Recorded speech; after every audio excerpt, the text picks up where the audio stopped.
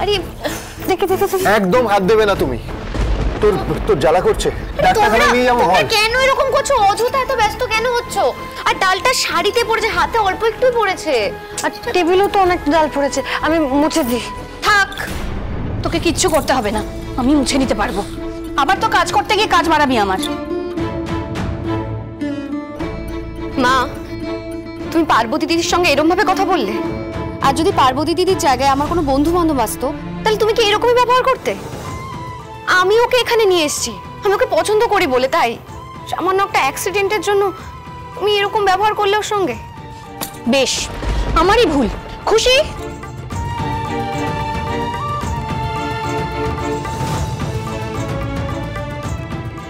Thank you Dima, thank you so much. আমাদের হানিমুনের ticket book করার জন্য তোমাকে অনেক অনেক থ্যাংক ইউ। হ্যাঁ হ্যাঁ, তোমার সঙ্গে দেখা করেই যাব, তবে তুমি কিন্তু কমপ্লিটলি বেড রেস্টে থাকবে। হ্যাঁ, নো নরণচরণ। ওকে, ঠিক আছে, রাখছি। জানো দেব, এই পার্বতী দিদি, আরে কোথায় আছো? এসো। এই যে একটা জিনিস দেখো, দিম্মা, আমার দিম্মা আমাদের জন্য টিকিট বুক করেছে সুইজারল্যান্ডের। কি সুন্দর না জায়গাগুলো, দেখো। আমরা এই সমস্ত জায়গায় ঘুরতে যাব। এই দেখো। এই তুমি দাঁড়িয়ে আছো, ওখানে বসো না। এসো, বসো। এই, আরে তুমি নিচে বসে গেলে কেন? ওপরে বসো, ওখানে গিয়ে বসো। না না, আমি এখানেই ঠিক আছে। ওই দেখো। আচ্ছা, এই যে দেখো, ছবিগুলো দেখো।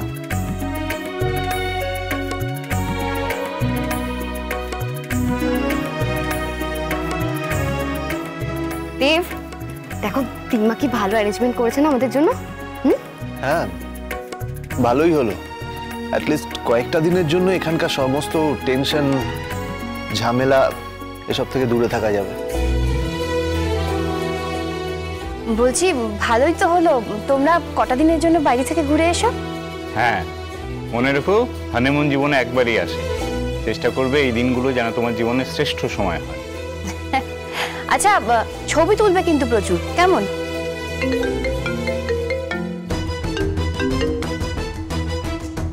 হ্যাঁ স্যার, বলুন।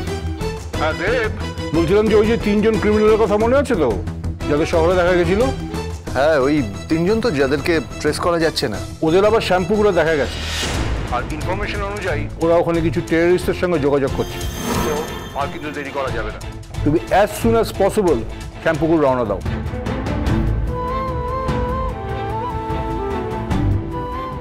Hello Dev, Dev, can you hear me? হ্যাঁ স্যার, বলুন। তাহলে ওই কথাই রইল, তুমি কালই শ্যাম্পুগুলোর জন্য রওনা দিচ্ছ। ওকে? Okay sir.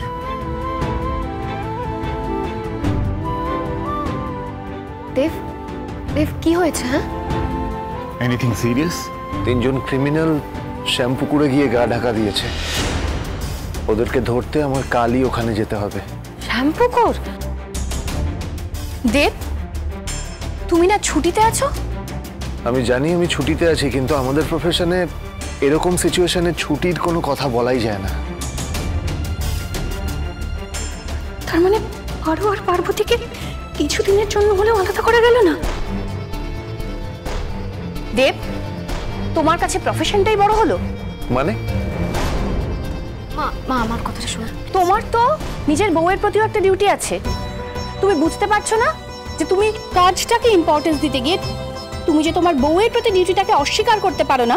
তুমি কি বলছো ঋতুজা? দেখো, আমি যা বলছি যথেষ্ট ভেবেচিন্তে বলছি।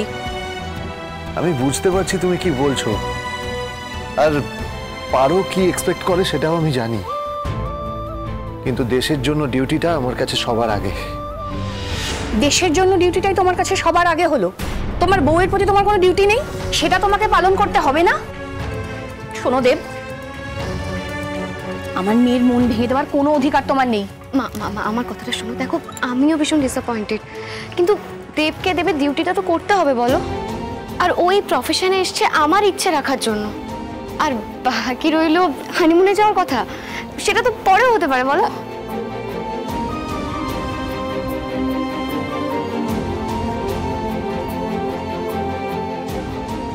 I'm sorry, uncle. I'm extremely sorry. না না, তুমি যে তোমার কাজকে বেশি গুরুত্ব দিয়েছো এটা আমি খুশি হয়েছি। ঋতুজার কথা কিছু মনে করো না।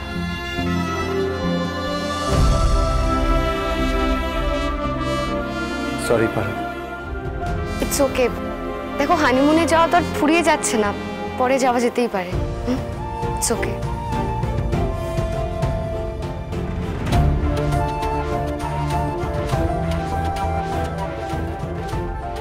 শহুরেবাবুর সঙ্গে আমিও শ্যাম্পু করে গিয়ে মামা মামির কাছে ক্ষমা চেয়ে আসবো।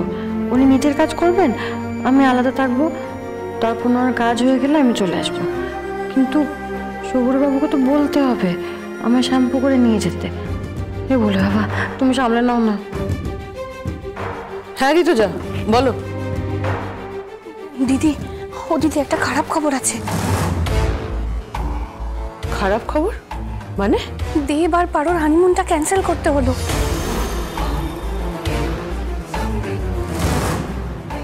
সে কি, কেন? দেবের অফিস থেকে ফোন এসেছিল, ওকে নাকি কালকেই শ্যাম্পুকুর যেতে হবে। ওখানে নাকি কোন এক ক্রিমিনাল গা ঢাকা দিয়ে আছে। শ্যাম্পু করে যেতে হচ্ছে? হ্যাঁ, কালকেই। আমি ভেবেছিলাম দেব আর পারো হানিমুনে গেলে অন্তত পারো আর পার্বতীকে কিছুদিনের জন্য হলেও আলাদা রাখা যাবে। কিন্তু আমার কপালটা দেখো দিদি, আমার সেই প্ল্যানটাও কোনো কাজে এলো না। আমি যে ভয়টা পাচ্ছিলাম ঠিক সেটাই হলো। তুমি ঠিকই বলেছিলে দিদি, এক মেয়ের জন্য আর এক মেয়েকে কখনো হারানো যায় না। জানো তো দিদি, আমি না আজকাল রোজ আতঙ্কে থাকি। আমার সব সময় ভয় করে যে এই বুঝি পারো দেব আর পার্বতীর বিয়ের কথাটা জেনে গেল। এই একই ভয় তো আমারও ঋতুজা। শুধুমাত্র আমি জানি আমি কি অবস্থায় আছি। সারাক্ষণ মনে হয় আমি কাঁটার উপর দিয়ে হাঁটছি। তাই তো সমাজের নৃসিংহদেবকে ডাকছি যে যেন পারো কখনো সত্যিটা জানতে না পারে। পারোকে কোনো মূল্যেই আমরা আর হারাতে পারবো না ঋতুজা। না না দিদি, তুমি কি বলছো? এসব কথা বলো না, এমন কথা মুখেও এলো না তুমি। আমার মেয়েটা এতদিন পর আমার কোলে ফিরে এসেও আবার আমার কোল খালি করে চলে যাবে। না না না, এভাবে ভেঙে পড়লে চলবে না ঋতুজা। শক্ত হয়ে আমাদের এই ঝড়ের মোকাবিলা করতে হবে, বুঝেছ? এখন রাখছি।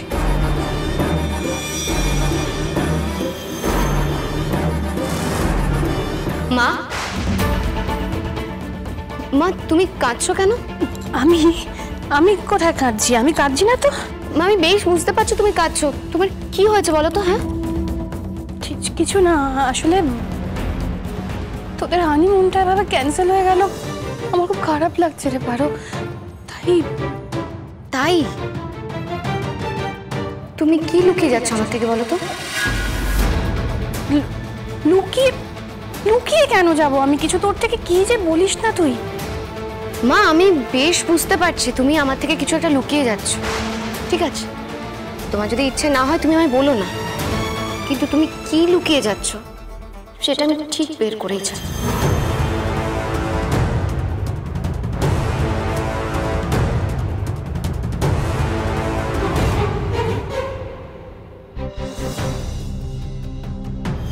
ওরা কত বড় বড় গাড়িতে এসছে, কত ভালো ভালো জামা কাপড় পরে এসছে। আমি ওদের সামনে কি বলবো? আমার জেল ফেরত মামি এসেছে, আমার গরিব মামার সাথে বাসা করে।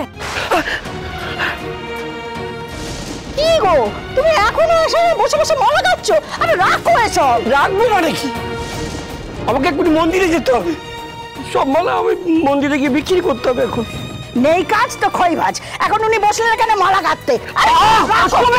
বিক্রি করছো কি করছো? কি রাখো।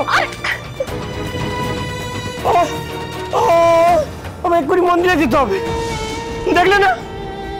দেখলে না পার্বতী কত বড় শ্বশুর বাড়ি, কত কত বড় লোক ওরা, কত বড় ঘরের নাতনিও।